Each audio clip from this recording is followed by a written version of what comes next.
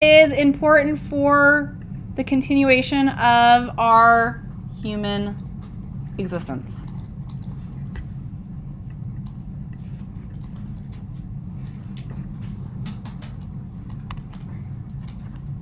Start with the dirt on dirt, because we think like dirt. It's just that gross stuff that makes us need to shower, but there's a lot more.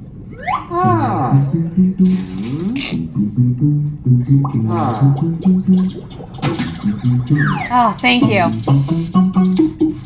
Okay. That was scary. So what is soil? She defined it pretty well in the video, but it is an ecosystem made up of minerals, organic material, gas, and liquid. What's the liquid in soil? Water, we hope. We're going to use that soil to produce almost all the food in the world. Why do I say almost? How else can I grow food? With water, hydroponics. So that is that water thing that we talked about last unit. It is the habitat for many things. Think about the last time you dug in the dirt and all the creepies and crawlies that crawled out. That's just the stuff that you can see. It holds water and it holds minerals.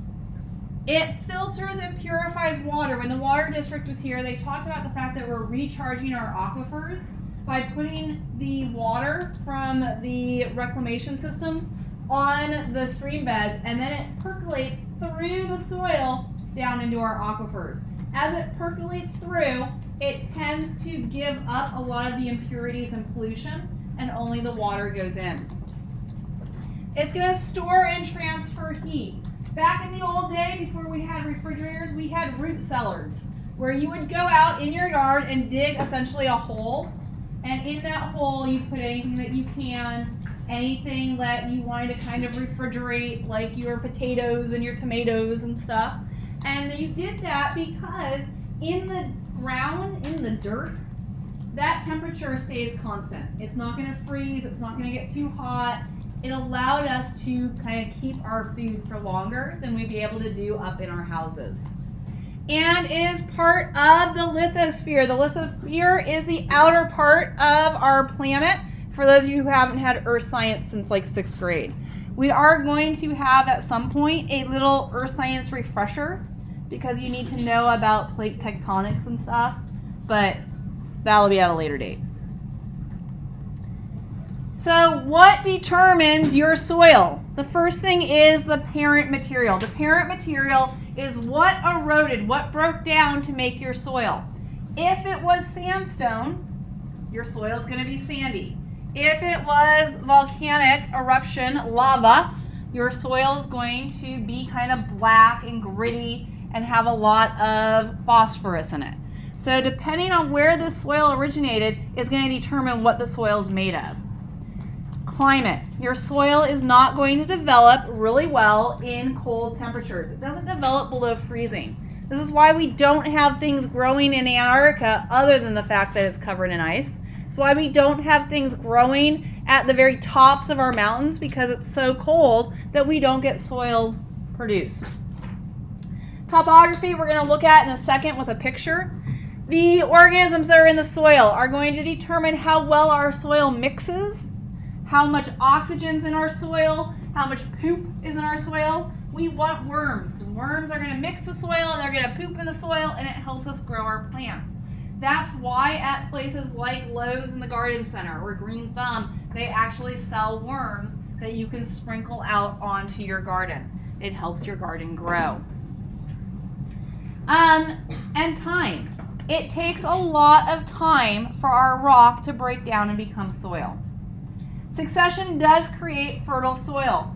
What is the fungus? I'm going to block the screen. Not that y'all don't have it in front of you.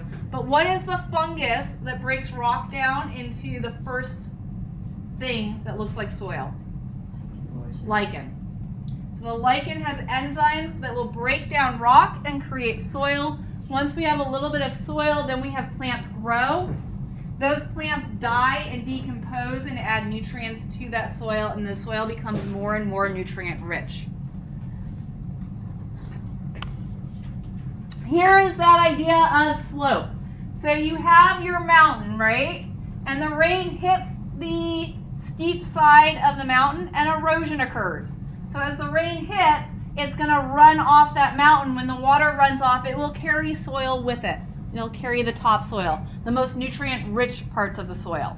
And all of that will accumulate at the bottom of the slope. That's where the most fertile land is, because all of the nutrient stuff from the side of the mountain ends up down there. And so you can grow things. If you remember, there was that systems diagram thing that you can draw. You guys need to be able to do that for soil. When you draw a systems diagram, what's a store? What's it represented by? A box. What's a transfer? An arrow. Input is the arrow going into the box. Output is the arrow coming out of the box. What is the difference between a transfer and a transformation?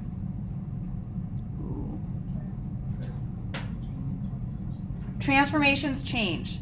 So when I have a transformation, by the time it gets to the next store, it doesn't look like it did in the previous store. So a transformation could be precipitation, where you go from gaseous water to liquid water. So a transformation is changing the form. A transfer just moves it from one store to the other. When we talk about this, and I'm not going to read everything on this table, the fraction is the part. If I say, here's the fraction, it's the part of what we're talking about. The constituent is what it's made of, and then the function is what it does.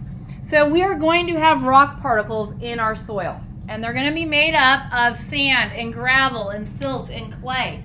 This is the stuff your soil is made of. It's also going to be made up of salts, and then our minerals like nitrogen, phosphorus, sulfur. This is the skeleton of your soil.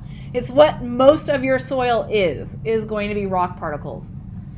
Humus is the awesome stuff that helps your plant grow. Humus is everything that is decomposed, that is now going to add back in nutrients. So as a plant grows, it sucks up the nutrients and uses the nutrients to make the plant. When the plant dies, if it stays there, it decomposes and all of those nutrients get released back. Really good humus is almost black in color. Water, we want water because water helps things grow, right? And it's coming from rain. It's coming from our aquifers. Air is important. It is important that your soil has air in it. When you plant a seed, the first process that seed is going to do is cellular respiration. And you think plants and you only think photosynthesis, but remember that seed is underground. And what's one of the key components to photosynthesis? Sunlight. And if you have planted that seed, is it getting sunlight? No. So is that seed doing photosynthesis? No. It's doing cellular respiration to start the growth process. It has some stored energy, which is why sunflower seeds taste so good, right? And it's going to access that stored energy by doing cellular respiration. And in order to do cellular respiration, it needs oxygen. If you've ever been down on the sports fields and they've pulled like the little plugs, the machine that goes through and pulls all the little turds up out of the soil, they're aerating that soil. They're creating air pockets in that soil so that then the grass can grow better. That's why they do that. And then we've got all of our creepy crawlies that are living in our soil. We've got bacteria, we've got fungus, we've got worms, we've got roly-polies. And we have bigger animals like naked mole rats. These things are going to poop, and that poop is high in nutrient. And as they crawl around and move around in the soil, they're mixing the soil, they're aerating the soil by creating tunnels. They do great things for our soil. You need to memorize this. This comes up a lot on tests. And it's not really intrinsic as far as the names to it, so it's just pure memorization. Your O layer of your soil, as I dig down, the O layer is the layer that you're standing on. This is where the leaves drop and decompose. It's our organic layer. The A horizon is when you dig and bury your seed to grow a plant. you are digging in the A horizon. This is your topsoil, it's your humus. The B horizon is where you have your minerals and your organic matter kind of building up and accumulated. It comes from above. Well, how does it get down to the B horizon? With our naked mole rats, right? So as they dig down in, they drag with them the soil. Worms are going to do the same thing. Your C horizon is now the weathered rock, and it sits right above the R horizon, which is the bedrock. So in our area, you dig down about 8 inches, and you hit the R horizon. That's when you're digging in. Mom says, hey, go out and plant my rose bush for me. And you go out with the shovel and like you dig in and clang, you have now hit bedrock. Our bedrock is not very deep, especially if you live up in RSM, Foothill, or Kodo. This whole thing could be 6 inches. In other areas, this whole thing could be, 10 feet. The more fertile your area, the deeper this is.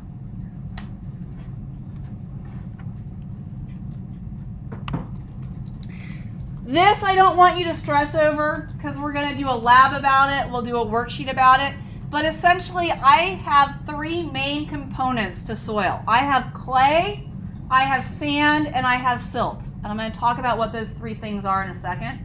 And based on the percentage of clay, sand, or silt, I'm going to give my soil a specific name. And this soil triangle is how you figure out the specific name of your soil. All right, clay. Who's had ceramics? A few of you? That's clay. Clay is when you pick it up and you squish it together and let go, it holds its shape. Clay has a very small diameter for a particle if you were to look at it underneath the microscope. Here's the question though. Does water go through clay? If you have a plate that's made of clay, is water going to go through it? No. Not very easily, if at all. And so do you want all of your soil to be clay? No, because the water can't go through it, and so nothing's going to grow in that. Who has been to a river or a lake? Have you squished your toes around at the bottom of the lake or the river? You know that ooey gooey feeling? That's silt. So silt's a little bit bigger than clay. Silt is kind of like the Goldilocks of parent material, of particles, because the water will go through it but not super fast. And so it's really good for growing things on. It kind of explains why our best growing areas are in floodplains of rivers. So if you think about the Midwest, the best, most productive farms are on floodplains. And last but not least is sand. You have all been to the beach, I hope. Probably poor assumption, but I hope you've all been to the beach. Sand is really gritty, big particles. What happens if I were to pour water on sand? Goes straight through. Sand doesn't hold water at all. So is sand great for growing things on? No. And I will explain how to use this later. It'll make more sense when we actually get our hands on some dirt. Okay, I am not going to read this either. We have sandy soil, clay soil, and loamy soil. Most of our soil in this area tends to be more clay soil, which is why it's hard to get things to grow. Why it's important that we really grow native plants because they've adapted to our clay soil. Loam soil is Goldilocks. Loam soil is what you want to grow in, right? It has a mineral content that is intermediate. Just right. It has a potential to hold organic material that is just right, intermediate.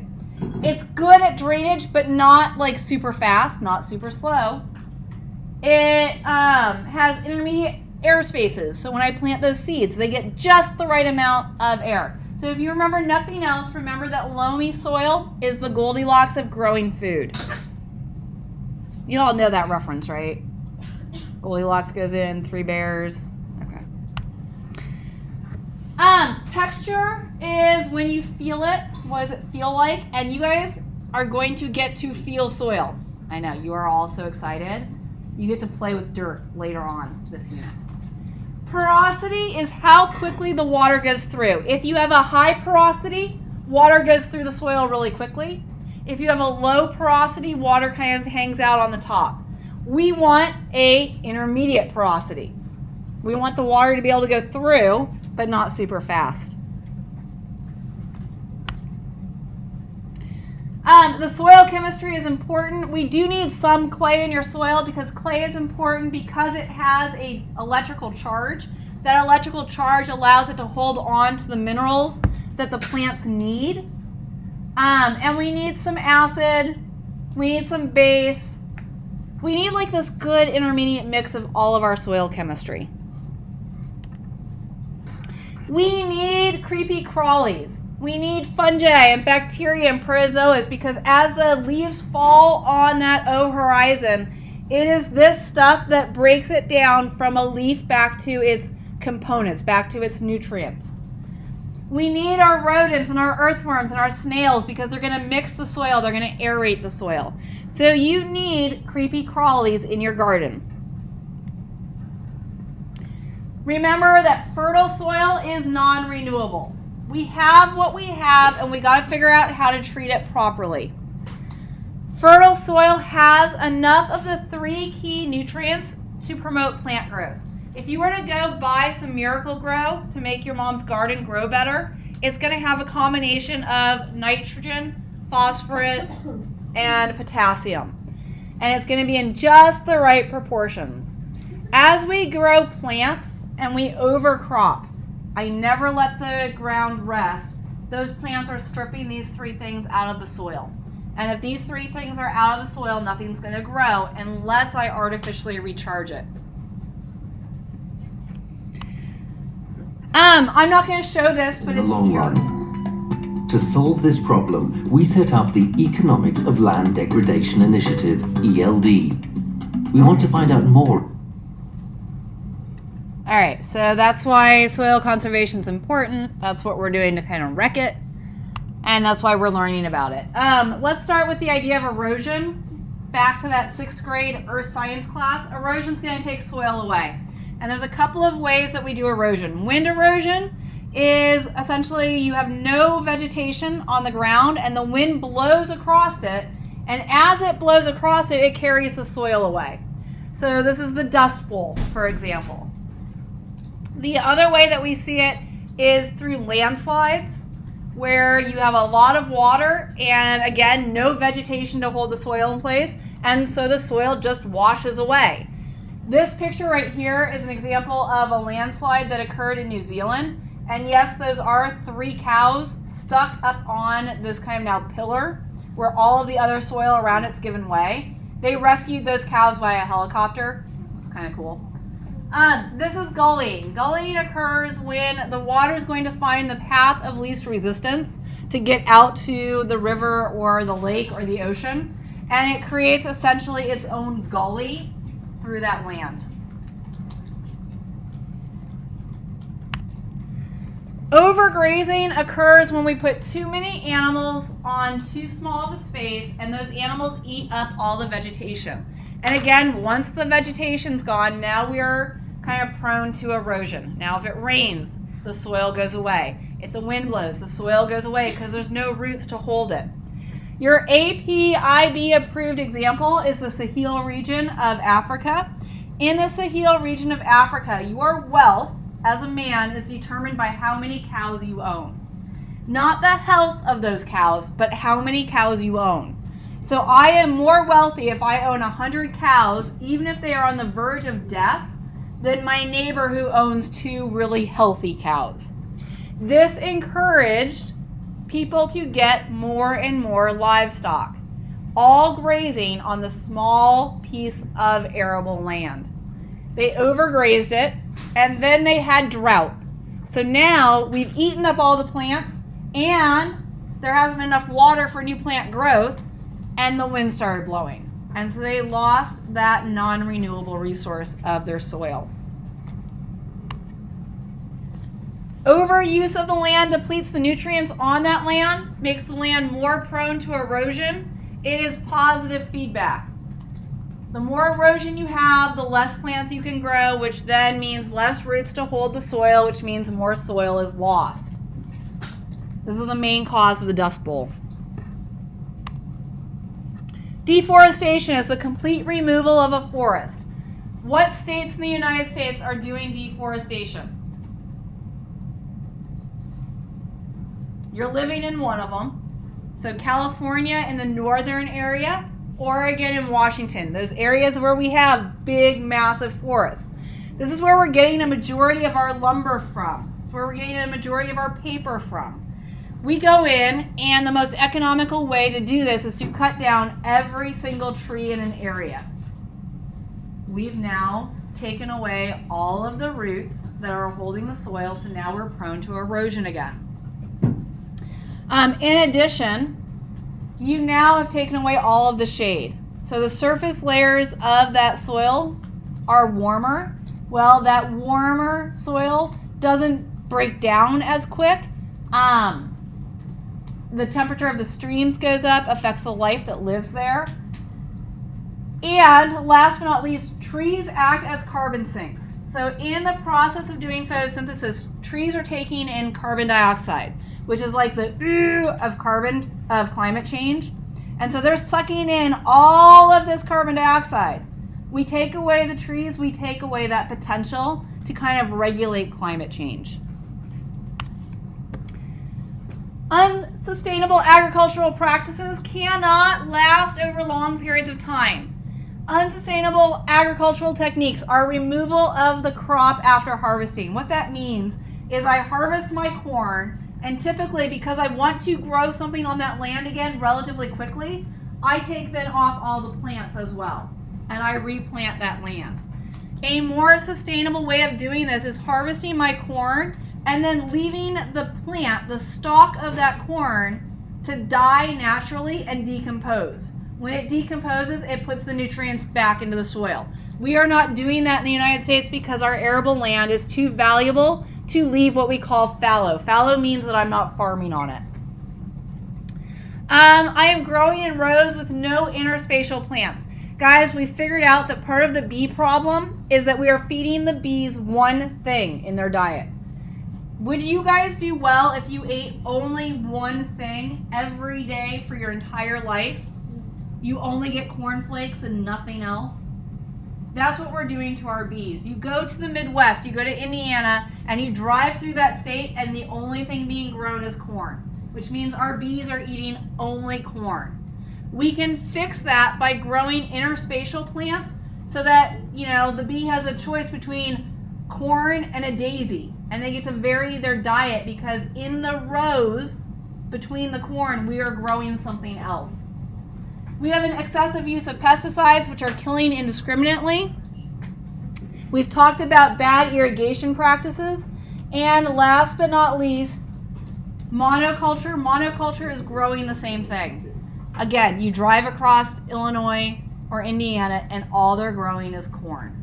That's not great for the soil because I need to grow some other things that aren't pulling the same nutrients out. I need to rotate my crops. I need to grow corn this season, which is taking all the nutrients out, and maybe next season I grow soybeans because soybeans will actually put nitrogen back into the soil.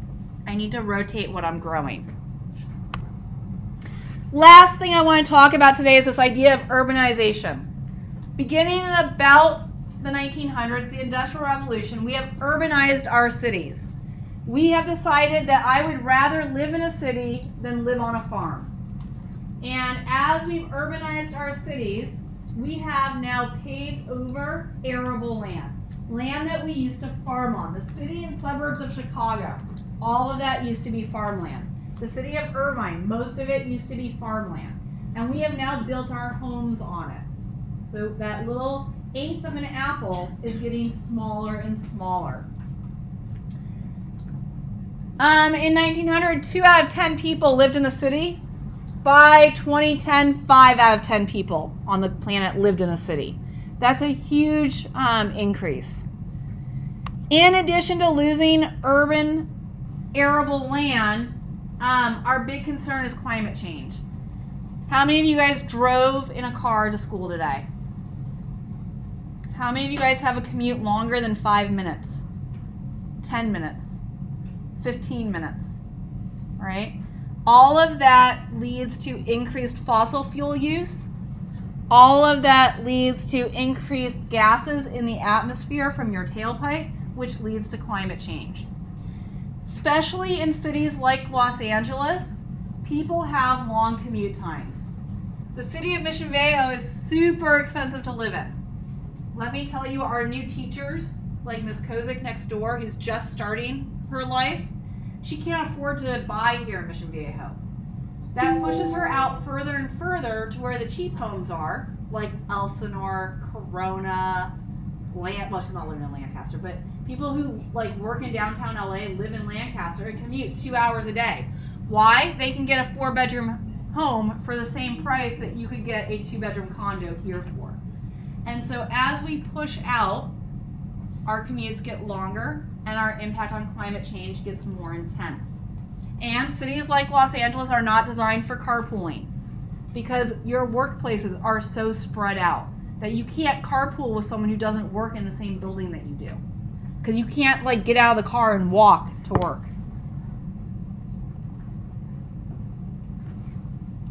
That's where we're going to end for today because those other 2 slides are more about farming. Take a breath. We're done for today. Go ahead and close up. Tomorrow we'll get out and run around campus for a little bit.